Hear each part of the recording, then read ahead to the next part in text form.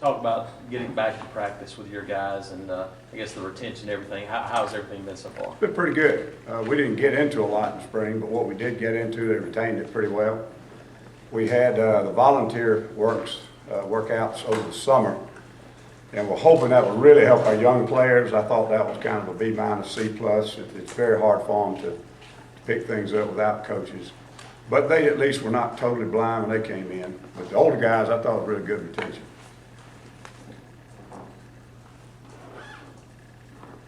Is that kind of allowing you to put in some more of your sub packages and stuff that you didn't get a chance to put in the fall? We actually did that today. It was very rough around the edges, but we put in what we call dime, extra cover guy, and tried to get a lot of reps on that, and have some good film to teach off of now.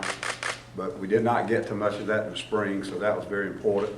We have probably overloaded the kids at this point, but it's just no way around it. A lot of times the defense, when you can't hit without pads, the one thing you like to do is really put your focus on the install. And then when you get pads, then you go back on fundamentals and those type of things. So we'll slow down a little bit now with that part on the mental overload, and hopefully the kids will start to polish things up. What are you seeing at linebacker right now? I know obviously it's pretty wide open going into the fall, but what have you seen in the first 4 days? Older guys, came back, I think at least as well prepared, if not better. A couple of them lost some weight that we felt like would help them, and it did. I think that, from a standpoint of mental assignments, they've been really good. The physicality of it, we don't know. We've been running around with shorts, so we really don't know. We'll start to find out more in the next few days.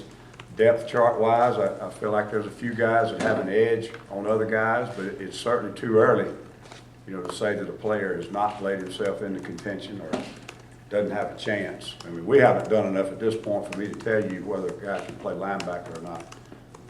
I know which ones can run around and pass scale, and I know which ones can, do drills and things, but until we actually put them in good live situations, sometimes a player that doesn't look real cute in a drill, he's just a good natural player.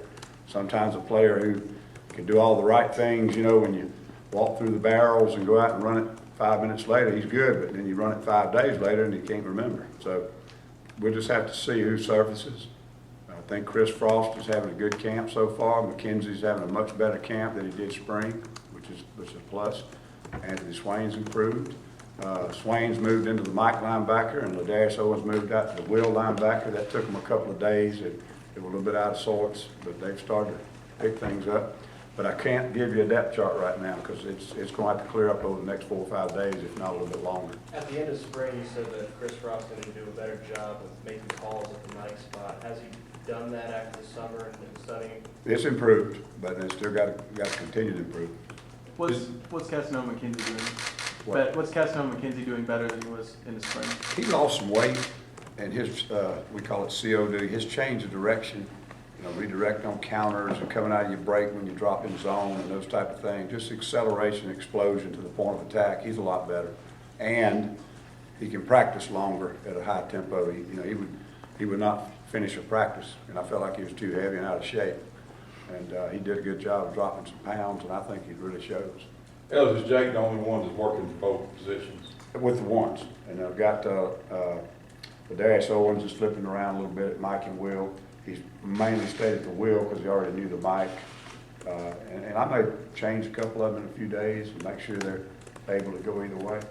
But Jake's the only one that's doing this alternating the first team. With the orange group right now. I was just spoke a little bit in the spring about the concept of putting 2 stars out there as opposed to an additional corner. Just what is the kind of the thinking and philosophy behind of having that additional star in Parisi as opposed to having either, well, if it was Halsey or Jonathan Jones or somebody in that spot? Well, you could use anybody who can learn it. The thing about it is a star is an outside linebacker, and so is a Will. And so there's a lot more carryover to what the star does every day fundamentally in his zone drops. He can take it to the other side of the ball, and it almost is a mirror, if you will, in zone coverage techniques. And then you got a faster guy who skill-wise can match up on a decent wide receiver. Right now, we're thin at safety, and we can't afford for Halsey to have to learn 3 positions. Right now, he's learning 2. That may be something that happens in the future. You can find a guy, if he's a real football smart, great football intelligence. I've had guys be the extra backer that played corner as a starter. Guys that played the free safety drop down there and be the nickel, bring in a new free safety. My experience with it, anytime you take one that plays outside and put him inside, he struggles in zone coverages. And anytime you take one that plays deep and put him down, he's not always a great blitzer. He's not always a great guy that they make play the draw and the lead draw and get in the box, those type things. Doesn't always mean it's true. But we think that Thereese and Garrett about, I don't know how many more talented kids we've got on the football team physically. And they're learning a position that has a lot of transition advantages to playing star and dime. Coach D. Ford said that you guys did a great job of trying to simplify the game for them. Is there anything you guys try to do in particular in the first few days of camp to simplify it so they can just react? Well, we like to feel like our scheme is relatively simple compared to others. And nothing in college football is extremely simple anymore because offenses are so complex and varied. And it's just, you see so many different varieties of offense, you have to have a flexible defense. What we think makes it a little bit more simple, especially for a kid that plays in his area, is we don't teach them drop and rush, and we don't teach them a lot of different things. We teach them how to be a good defensive end, and then we'll drop them in the short side of the field a little bit. But they can focus on a lesser number of techniques, assignments, and fundamentals, and still we have a full package of things that we can get in the odd front, and still mix in some little blitzes and gimmick stuff and things by changing up our fronts. But I'm glad to know they think that it's simpler. There's no way for me to know that it was simpler. I've always felt like it was relatively a simple scheme to learn to play, and we've had a lot of young players make freshmen all SEC and play a lot as freshmen. And of course that kind of tells me that you can find a place to play. If you can learn our defense, it's not that hard to learn. Ellis, is there a big difference between a nickelback and then what you asked the star to do? No. Just having a different body? It's not an assignment at all, but we ask him to do a lot more from the standpoint of staying there on first down when people are running the football. So it's nickel defense on the blackboard in many ways. And probably about 40% of the scheme comes from nickel defense. 40% of it comes from old wide tackle 6 that I learned playing for Coach Frank Beamer. And then another little bit of it, things we've stolen from other guys, just ideas you pick up along the way. So it's not much different from an alignment assignment standpoint, but we can't put a nickel cover guy out there and be an every down player. He can't hold up against a run. D. Ford talked a little bit about the Carl Lawson, Elijah, and Adams having violent hands, and that's why he thinks they'll play. Also not in the past, but what have you seen early from them? Have not seen them, though. We will go and watch film, but if I understand what he's trying, you can see their upper body strength and their quick twitch. And a lot of young players, they don't have that ability. They're just physically not as strong as they're going to be one day. And some of them just don't have that natural first step and that quick twitch to explode out of the stance.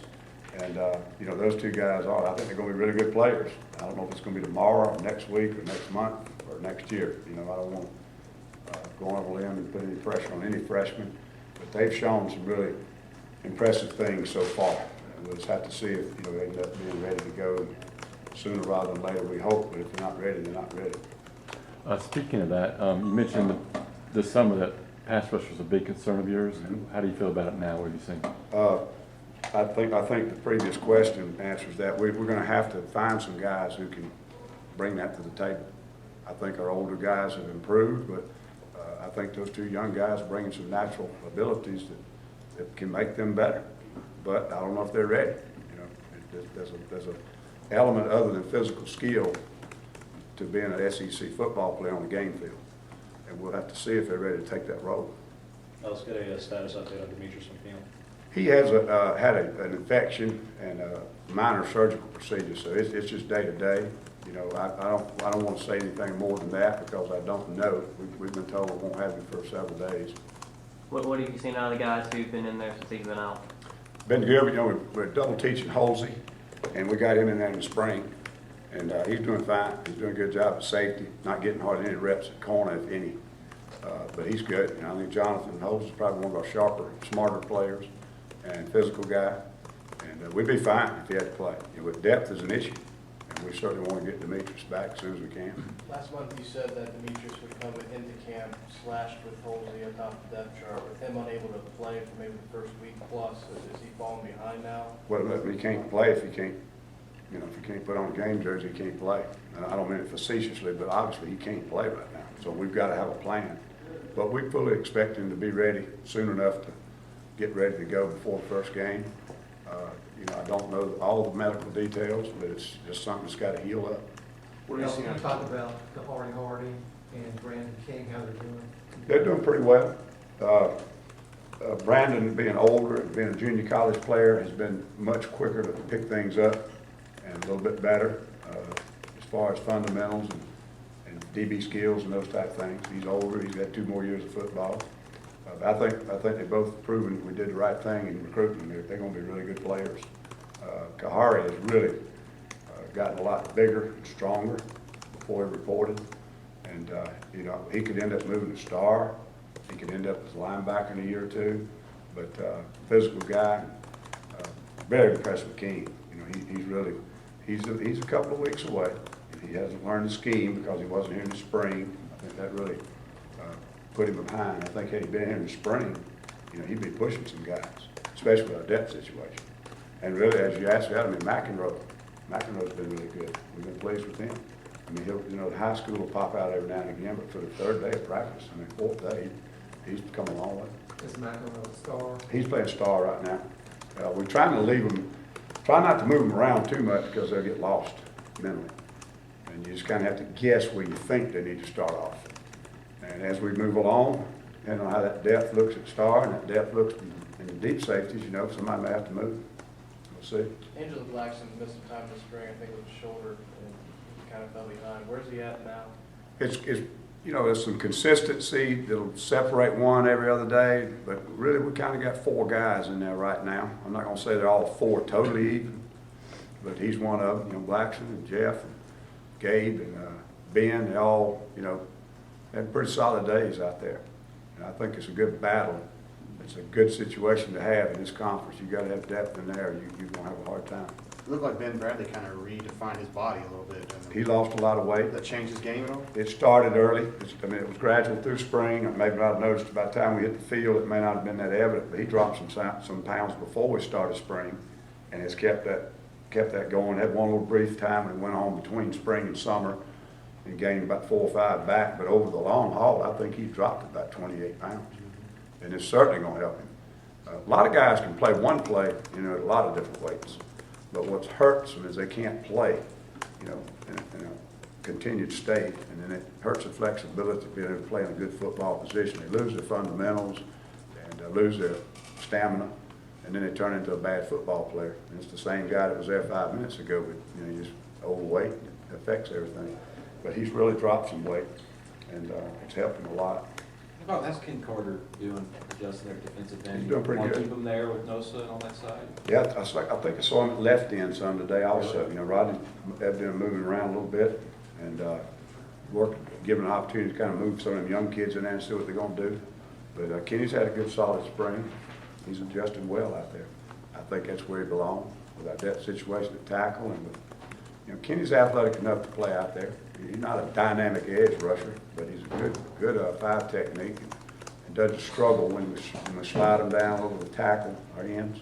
You know, he's got a little advantage over those guys. Allison, the need for pass rush, which you said all along, I know it's early on, but if you had to face a 3rd down long right now, who are the 4 guys on the line?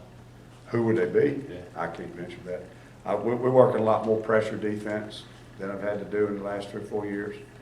I think we'll have to scheme up some stuff, get a guy free, twists, bring a 5th guy, bring some 6-man pressure, stuff like that. Probably have to do a little bit more.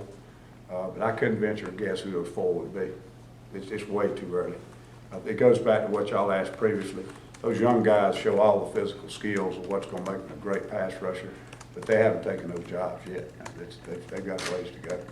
Kenny Flyhart's how's he doing? Is he a weak side? Doing pretty well.